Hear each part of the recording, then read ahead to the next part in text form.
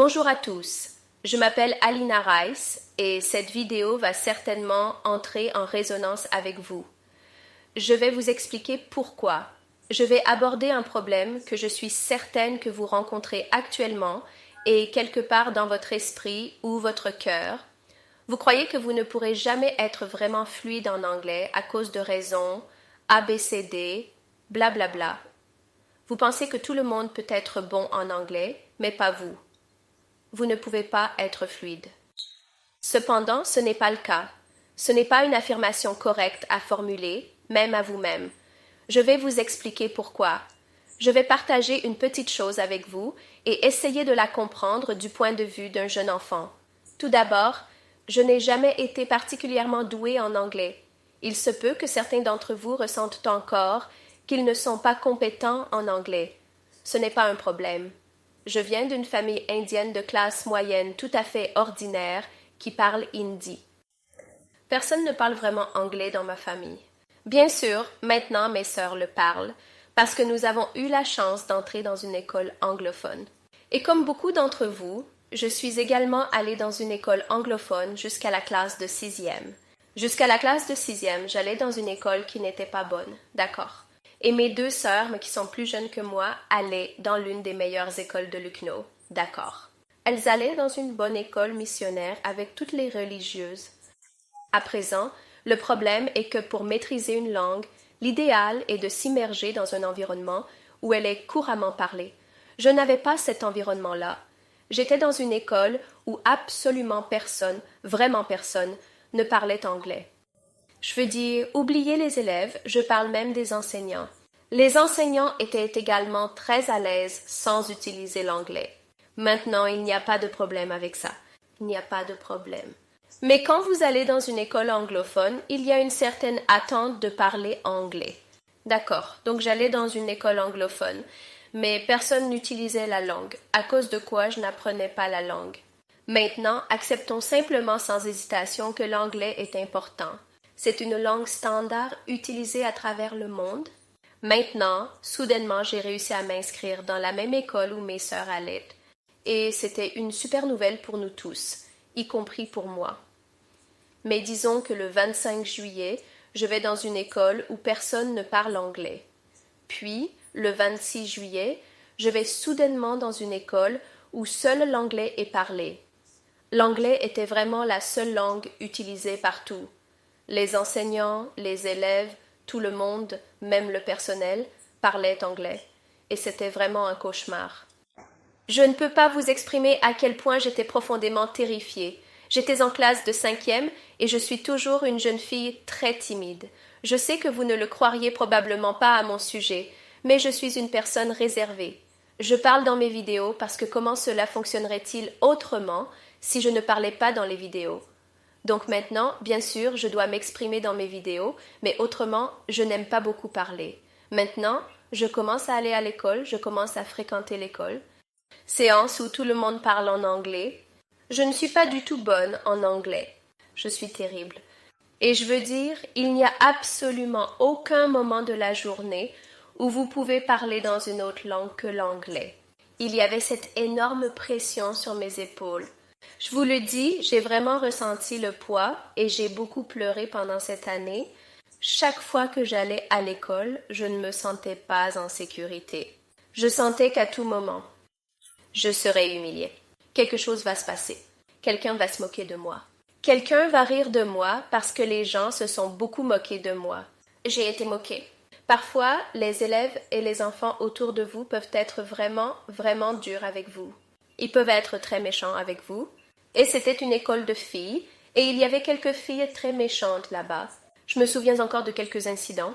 Bien sûr, je ne vais pas en parler, mais je vous dis juste que certaines personnes peuvent l'être, si méchants envers vous sans aucune faute de votre part. Si je ne suis pas bon dans une langue particulière, c'est à cause de mon passé. Vous ne devriez jamais vous moquer de l'autre personne juste parce qu'elle ne sait rien maintenant, car probablement à l'avenir, elle pourrait le savoir mieux que vous. Et puis de toute façon, c'est comme ça que ça a commencé à se passer. En 7e année, j'ai réussi tant bien que mal. En 8e année, j'ai commencé à m'améliorer. En l'espace d'1 an, j'ai commencé à avoir des améliorations dans ma langue. En neuvième, je dirais que je commençais à prendre confiance. En dixième, j'étais bonne en classe. En dixième, j'étais bonne en anglais. En onzième et douzième, bien sûr, j'étais un élève brillant à ce moment-là, car j'avais déjà changé mon approche et mon sérieux envers les études, parce que j'avais compris que si je voulais faire quelque chose de ma vie, je devais devenir sérieux maintenant. Donc oui, c'était un parcours de la septième à la douzième, 4 ou 5 ans, et c'était douloureux. Il y a eu quelques moments très humiliants. Les élèves se moquaient de vous et oubliaient les élèves. Les enseignants étaient aussi méchants. Certains enseignants étaient très méchants. J'ai entendu cela à mon sujet. J'ai entendu cela à mon sujet. Donc des choses comme ça se produisaient et elles vous brisaient vraiment. En tant qu'enfant, vous n'êtes pas habitué à ces choses parce que vos parents prennent soin de vous. Vous n'êtes pas habitué à être traité de cette façon, dans ce genre d'environnement toxique. Mais c'était quelque chose qui se passait et je l'absorbais tranquillement et le laissais passer parce que je savais que quoi qu'il arrive, les choses allaient changer. Rien ne reste comme ça pour toujours. Mais j'avais cette attitude de combattant en moi depuis mon plus jeune âge. J'ai toujours été un combattant. J'observais beaucoup de gens autour de moi, quelques étudiants dont je pensais que leur langage était bon. Je commençais simplement à écouter. Eux, quels mots choisissent-ils? Comment parlent-ils? Quel est leur style? Et une chose que j'ai trouvée commune chez toutes les personnes qui s'exprimaient bien, c'était qu'elles parlaient toutes très lentement. Elles espaçaient leurs mots, et c'est quelque chose que j'ai essayé d'imiter.